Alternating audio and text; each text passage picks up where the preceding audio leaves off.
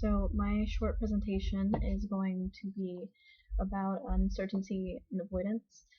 Um, I grew up with a family who had very high uncertainty avoidance, which is not as common for Americans as listed in the Com 3 book, which I found surprising that it was so different that I grew up in that kind of environment. My family based their principles around that you had to predict everything that was going to happen. You had to think logically, and if you weren't thinking logically, then that was stupid, and you had to back everything up with logic. That also led to my family being really close-minded, and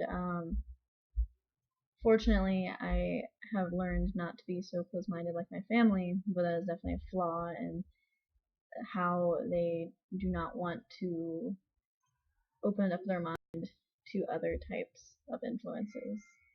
Um, Another thing is that I am not commonly known to engage into conversations with strangers because I have that kind of anxiety over like what kind of person they are and that just lack of comfort in predicting how they are, what they're gonna do, what they're gonna do in my life, and etc. My family, precise language, you had to be very direct. You had to use descriptive words.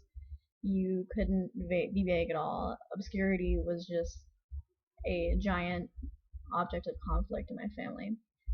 If you didn't clarify your meaning, then it was definitely going to cause argument.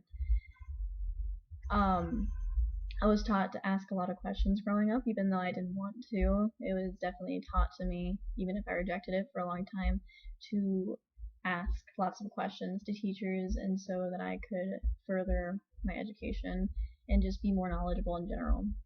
And overall, it just made me wary of strangers, which can be good, it can be bad.